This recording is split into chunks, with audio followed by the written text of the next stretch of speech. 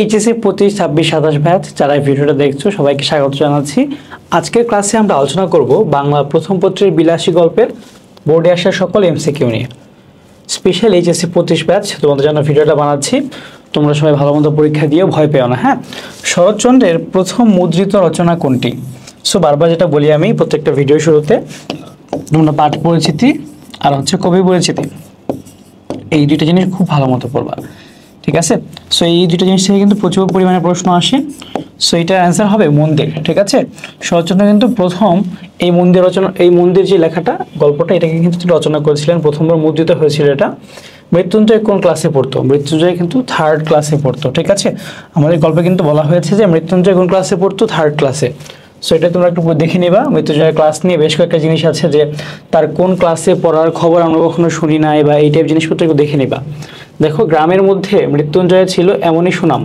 সুনাম কথাটা কোন অর্থে ব্যবহৃত হয়েছে? মেইনলি আসলে কি ছিল? দুর্নামটা, ঠিক আছে? সেই দুর্নামটাকে এখানে একটু আইরনি করে সুনাম বলেছে। ওকে, সো এখানে দেখো, যে বস্তুটি এই অসাধ্য সাধন করিয়া তুলিয়াছিল তাহার পরিচয় যদিও সেদিন পাই নাই, কিন্তু আরেকদিন পাইয়াছিলাম। এখানে বস্তুটি বলতে বিলাসী গল্পে কি বোঝানো হয়েছে? এই বস্তুটি কিন্তু হচ্ছে কি বিলাসীর প্রেম, ঠিক আছে? এটা কি বিলাসীর প্রেম। ওকে, তারপর আসো আমরা দেখি মহত্বের কাহিনী আমাদের অনেক আছে। এখানে মহত্ব কি অর্থে ব্যবহৃত হয়েছে? এখানে মহত্ব আসলে ব্যঙ্গার্থে, ঠিক আছে? প্রশংসার্থেও না, ক্ষোভার্থেও না, নিন্দার্থেও না। দেখো এখানে যে বলছে না মহত্বের কাহিনী, এটা আসলে কি মানে আইরনি করে ব্যঙ্গার্থে ওকে এই কথাটা বলেছিল। বিলাসী গল্পে কাকে গালিগালাজ করে দেশ উদ্ধারের কথা বলা হয়েছে? বলা হয়েছে আসলে ইংরেজদের কথা, যে মানে বাঙালিরা তো খুব ভালো, বাঙালিরা তো আসলে কিছুই করে না, যত দোষ নন্দ ঘোষ, মানে ইংরেজদের সব দোষ, ঠিক আছে? তাদেরকে গালিগালাজ করলেই দেশটাকে একদম উদ্ধার হয়ে যাবে। ওকে, তারপর দেখো এখানে উপরের আদালতের হুকুম বলতে কার নির্দেশ বোঝানো হয়েছে? এটা কি স্রষ্টার নির্দেশ, ঠিক আছে? এটা কি হাইকোর্টও না, জজ কোর্টও না, খুড়ারও না, এটা কি স্রষ্টার নির্দেশে।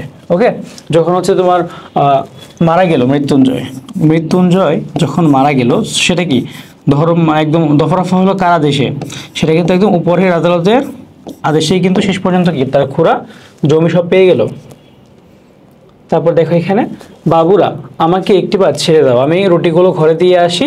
বিলাসী কথা কেন বলেছিল? এটা বলছিল যে শিয়াল কুকুরে খেয়ে যেতে পারে, রোগা মানুষটা সারা রাত খেতে পারবে না, মৃত্যুঞ্জয়ের মরার কথা বলেনি, জাস্ট এই দুটো জিনিস কিন্তু মিন করেছিল। ওকে, তারপর দেখেন এখানে বিশ্ববিদ্যালয়ের মেধাবী ছাত্র শোভন গাঙ্গুলি তার গ্রামের মানুষের কল্যাণের জন্য তৈরি করেছে বিভিন্ন সামাজিক সংগঠন, কিন্তু নিচু জাতের মেয়েকে বিয়ে করেছে বলে এখন সে নিজেই সমাজচ্যুত। উদ্দীপকের শোভনের মতো বিলাসী গল্পের কোন চরিত্রটি একই পরিস্থিতির শিকার? সেটাকে মৃত্যুঞ্জয়।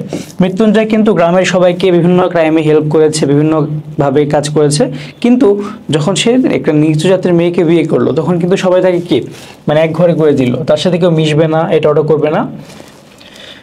দেখো উদ্দীপকে বিলাসী গল্পের কোন সামাজিক দিকটা লক্ষণীয় হয়েছে? এটা কি বর্ণপ্রথা, ঠিক আছে? যে কাস্ট সিস্টেম, যেটা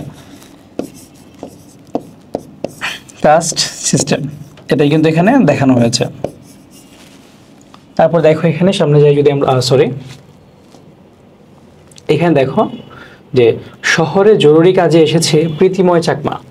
সকাল থেকে ঘোরাঘুরি করে ক্ষুধার্ত হয়ে খাবার চাইলে হোটেল মালিক বলল আদিবাসীদের জন্য 2 নম্বর বাসন আমরা হোটেলে রাখি না, ঠিক আছে? মানে দেখো এখানে কিন্তু একটা জাত প্রথা নিয়ে কথা উঠেছে। প্রীতিময় চাকমার সাথে বিলাসী গল্পের কোন চরিত্রে মিল আছে? সেটা কি বিলাসী, ঠিক আছে? সো এরপর দেখেন এখানে সেই উদ্দীপকে প্রীতিময় চাকমার প্রতি হোটেল মালিকের মনোভাব বিলাসী গল্পে যে প্রসঙ্গের সাথে সঙ্গতিপূর্ণ, সেটা কি সংকীর্ণতা, এটা তো আছে। ব্রাহ্মণ্যবাদ, এটাও আছে। অস্পৃশ্যতা, ঠিক আছে, এটাও কিন্তু আছে। অস্পৃশ্যতা, এটাও কিন্তু আমরা দেখতে পাই। সো এখানে অ্যান্সারটা কি এই 3টাই হবে।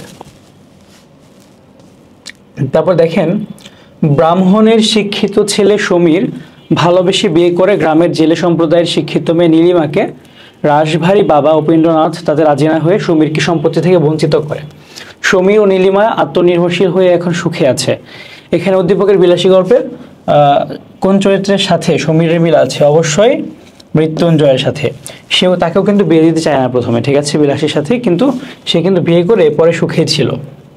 তারপর দেখেন ব্রাহ্মণের সেম উদ্দীপকের উপেন্দ্রনাথ চরিত্রের মধ্যে বিলাসী গল্পের যে সামাজিক সমস্যাটি নিহিত সেটি হলো কি, সেটি হচ্ছে শ্রেণী বৈষম্য, ঠিক আছে, যে কাস্ট সিস্টেমটা, এটাই কিন্তু এখানে নিহিত আছে। তারপর দেখেন এখানে মরণ ঋতু মম শ্যাম সমান, এখানে কোন চরিত্রের সাথে মিল আছে, ঠিক আছে, এখানে কিন্তু বিলাসীর সাথে মিল আছে। দেখো মানে বিলাসী কিন্তু শেষ পর্যন্ত সুইসাইড করেছিল, ঠিক আছে। সো এখানে তুমি দেখবা যে সে তার মৃত্যুঞ্জয়ের প্রতি তার ভালোবাসা যেটা, হ্যাঁ, সেটা কিন্তু সে মানে মৃত্যুর মধ্যে প্রকাশ পেয়েছে। উক্ত চরিত্রের মাধ্যমে স্বেচ্ছায় মৃত্যুকে আলিঙ্গনের প্রকৃত কারণ কি, সেটা হচ্ছে কি প্রেম।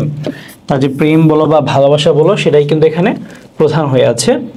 তোমরা যারা ভার্সিটি ক্ষয় মিনিট ভর্তি পরীক্ষা দিবা, যারা এইচএসসি 25-26 ব্যাচে আছো, তোমরা যারা হচ্ছে বিমিট পরীক্ষা দিবা, তোমাদের জন্য কিন্তু আমাদের চমৎকার একটা কোর্স আছে। আমাদের ক্লাসগুলো যদি ভালো লাগে তোমরা এখান থেকে ডিটেলস দেখে নিবা, হ্যাঁ, তোমরা চমৎকার একটা প্রিপারেশন নিতে পারবা ইনশাল্লাহ। যারা বিস্তারিত দেখতে চাও তোমরা আমাদেরকে নক দিও। ওকে, সবাই ভালো থাকো, অন্য কোনো একটা ভিডিওতে দেখা হবে। আল্লাহ হাফিজ।